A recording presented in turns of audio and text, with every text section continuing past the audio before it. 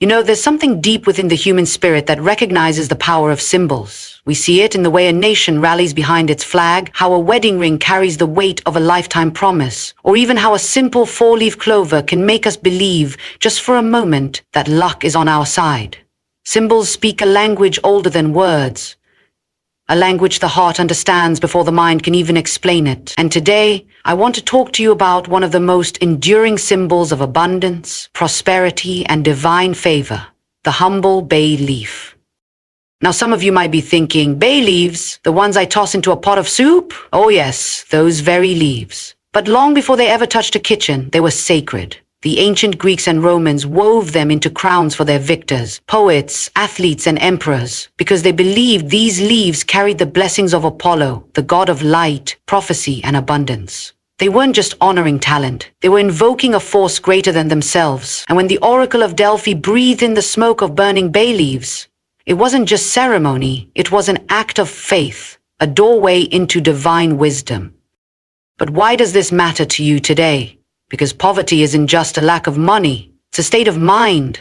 It's the whisper that says, you'll never have enough, the heaviness that settles over dreams before they even take flight. And sometimes, friends, you need more than logic to break that chain. You need a symbol, something to anchor your faith, to remind you that abundance isn't just possible, it's your birthright.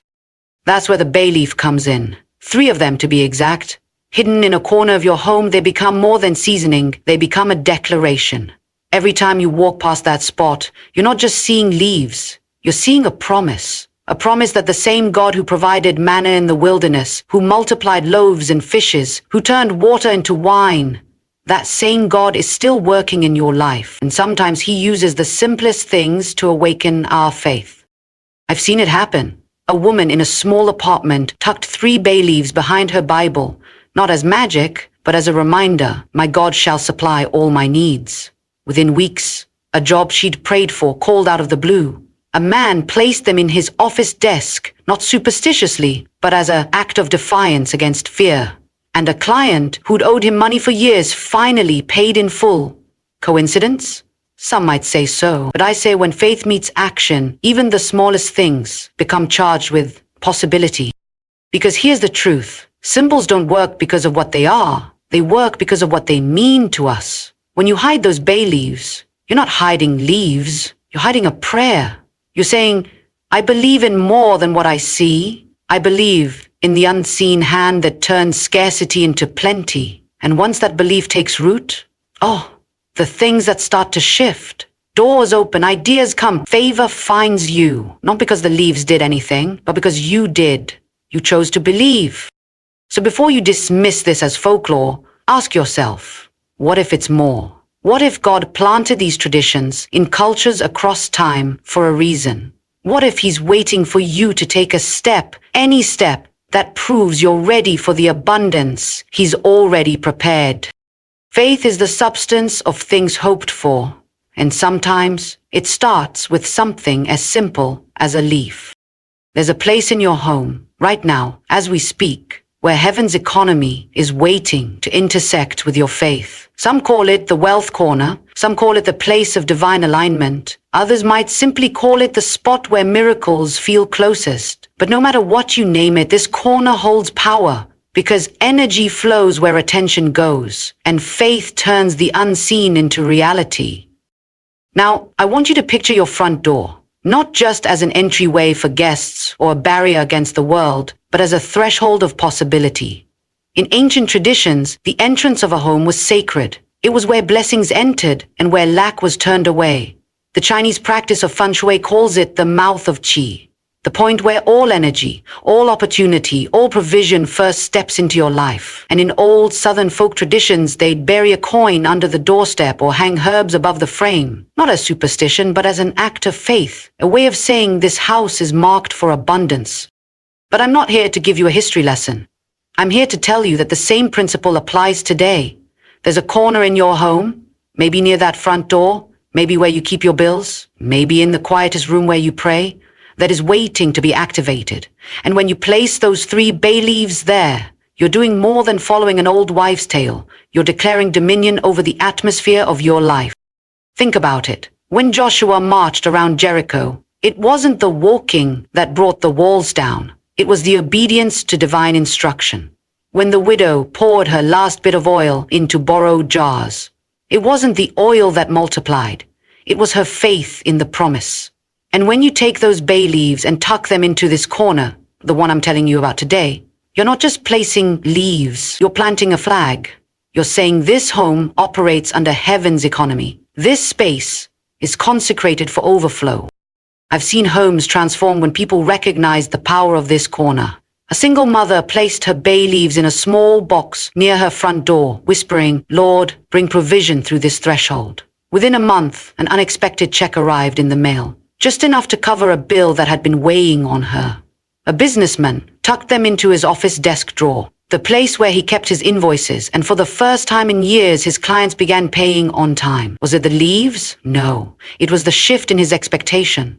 It was the realization that God honors faith, even faith as small as a mustard seed, even faith hidden in a corner. Because here's what I know. The enemy of your abundance isn't just a lack of money, it's a lack of vision.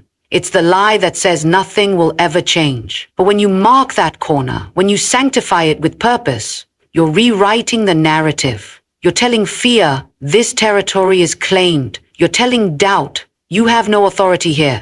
And you're telling God, I'm ready for what you've already prepared. So find your corner. It might be the place where you feel closest to God. It might be the spot where you've wept over unpaid bills. It might be the quietest nook or the most trafficked hallway. But when you know it, when you feel it, that's where you hide your bay leaves. Not out of desperation, but out of divine strategy. Not as a last resort, but as a first act of faith.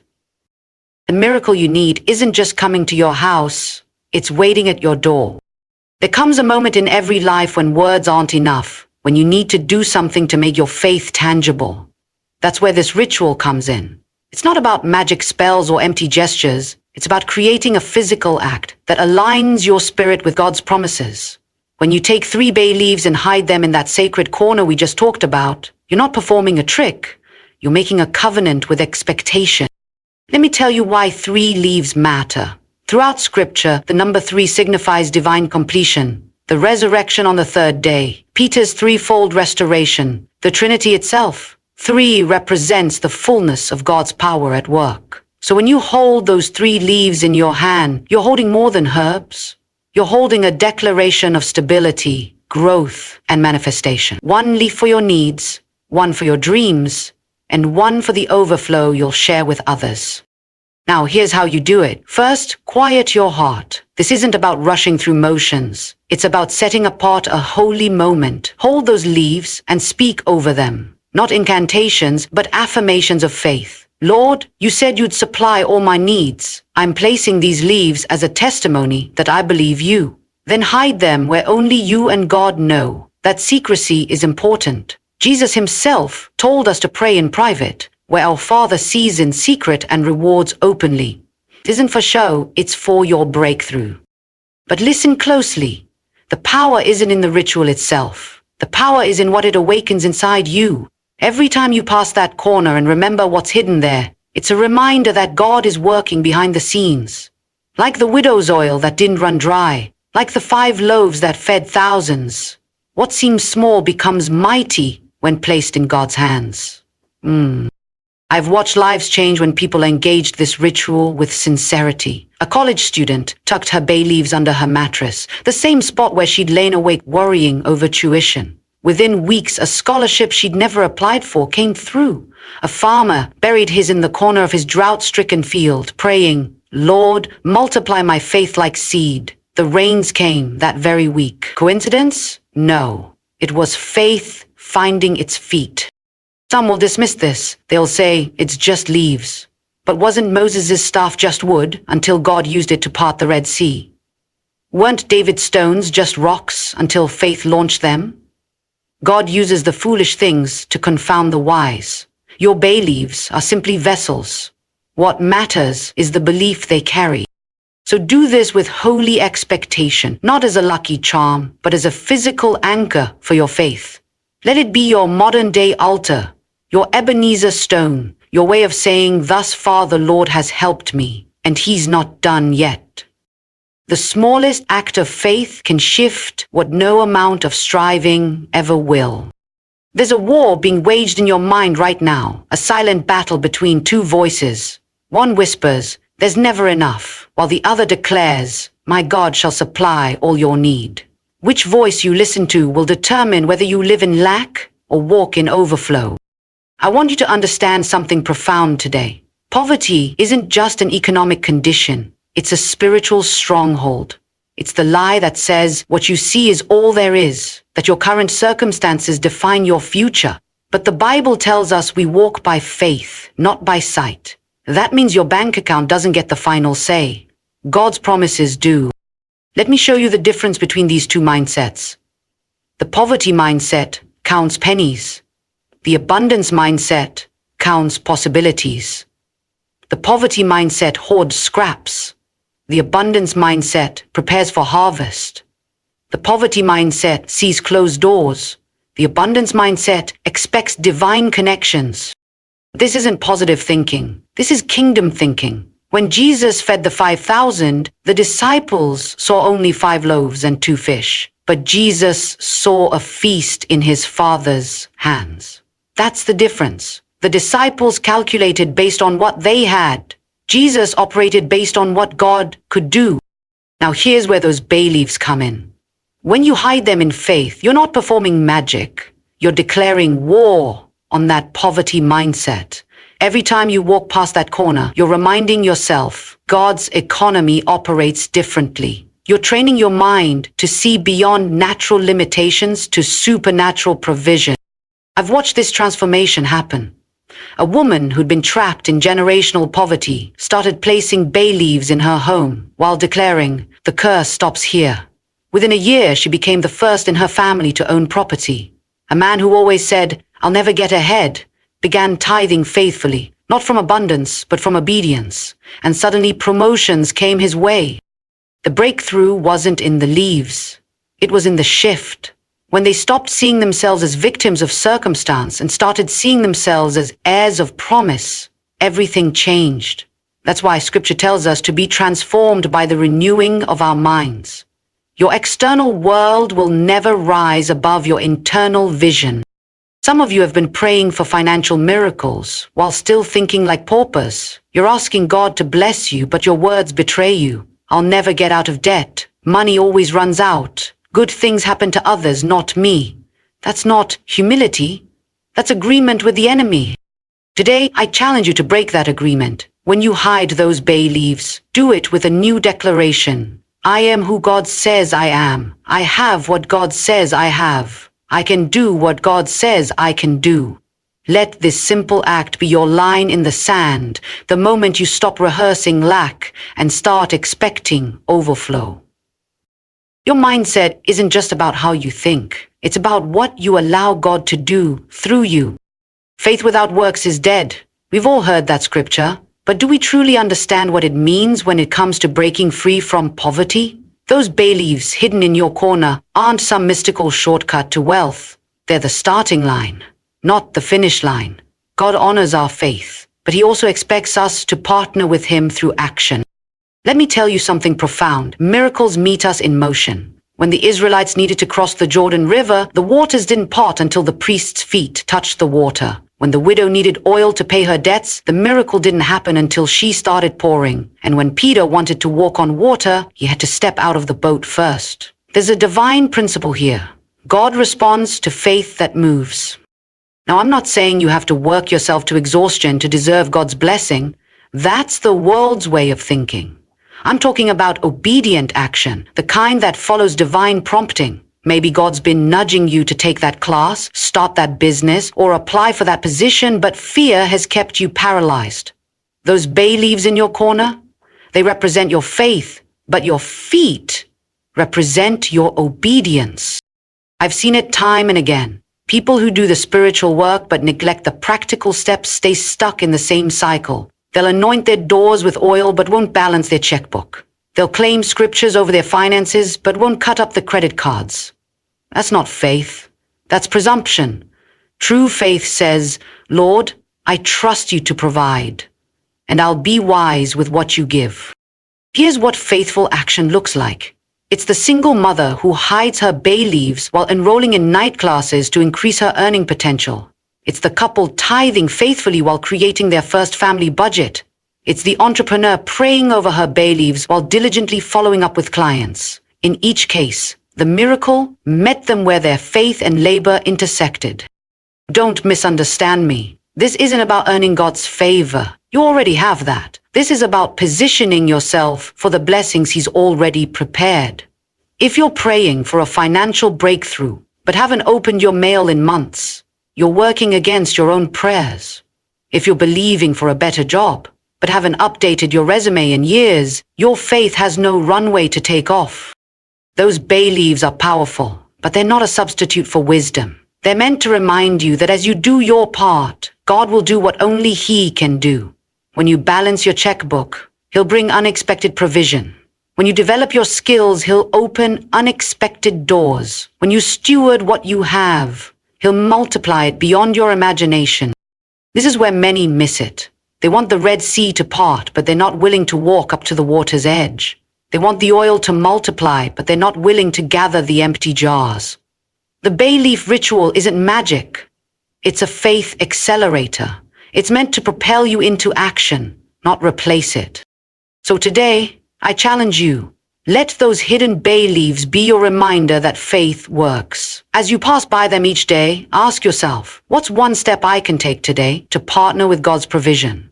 Maybe it's finally making that phone call you've been avoiding. Maybe it's setting up that meeting you've been putting off. Maybe it's simply opening those bills and facing the numbers with prayer. God's miracles don't bypass your participation. They require it. There's something about hearing someone else's breakthrough that stirs something deep inside us. That whisper that says, if God did it for them, He can do it for me too. That's why testimonies are so powerful. They're not just stories. They're living proof that God is still moving, still providing, still turning impossible situations around. And today, I want to share a few of these stories with you. Not to impress you, but to inspire you to take that step of faith with your own 3 bay leaves. I remember a woman who came to me years ago, her hands shaking as she told me about the mountain of debt she was facing. She'd done everything right, worked hard, saved when she could, but life had thrown her one curveball after another. Medical bills piled up, her car broke down, the rent was due. She was at her breaking point when she heard about this simple act of faith. With nothing left to lose, she took 3 bay leaves from her kitchen cabinet and placed them in the corner of her bedroom where she prayed every morning. She didn't do it as some magical trick. She did it as a physical representation of her trust in God's provision. What happened next still gives me chills. Within a week, an old friend reached out, someone she hadn't spoken to in years, and insisted on paying off one of her medical bills in full. Then her boss called her into the office, not to fire her as she feared, but to give her an unexpected raise. The final breakthrough came when she received a letter in the mail about an insurance refund she never knew existed, enough to cover her car repairs. Coincidence? She'd tell you it was God honoring her step of faith. Then there was the young couple trying to buy their first home. Every door seemed to slam shut. Bids were rejected, loans fell through. They were about to give up when they decided to try this simple act of obedience. They placed their bay leaves in the corner of their tiny apartment where they kept their savings jar, praying over them daily. 2 weeks later, they got a call about a house that had just come back on the market. The perfect home at a price they could afford, with a seller willing to work with their financing. When they moved in, they found bay leaves growing in the backyard. A little reminder that God had been in the details all along. I could tell you story after story. The single dad who found his bay leaves just as a better job found him. The struggling student who hid her leaves and then received an unexpected scholarship. The business owner who placed his in his store's cash register and saw sales double in a month. These aren't fairy tales. They're modern-day examples of what happens when faith meets action. But here's what I need you to understand. These miracles didn't happen because people hid bay leaves. They happened because in that moment of placing those leaves, something shifted in their hearts. They moved from hoping God might provide to expecting that He would. That small act became the physical representation of their yes to God. Their way of saying, I trust you even when I can't see the way forward. Now I'm inviting you to try this for yourself, not as a superstition, but as a sacred act of expectation. Take 3 bay leaves. It doesn't matter if they're fresh or dried, expensive or from the dollar store, and place them in that significant corner of your home. Maybe it's where you pray. Maybe it's where you keep your bills. Maybe it's by your front door where opportunities enter. Wherever you feel led, place them there with this simple prayer. Lord, I'm believing you for breakthrough. As I place these leaves, I place my trust in you. Then watch what happens. Not just in your circumstances, though I believe you'll see movement there, but in your own spirit. You'll start noticing opportunities you might have missed before. You'll find courage to take steps you've been putting off. You'll sense a peace about your finances that defies logic. And when the breakthrough comes, because I believe it will, you'll know it wasn't the leaves that did it, but the faithful God, who honors even our smallest acts of trust. Some of you are skeptical right now, and that's okay. Faith doesn't demand you understand. It simply asks you to obey. What do you have to lose? A few minutes of your time and 3 leaves from your spice rack? What do you have to gain? A breakthrough that could change everything. Your miracle isn't in the might of your faith, but in the faithfulness of your God.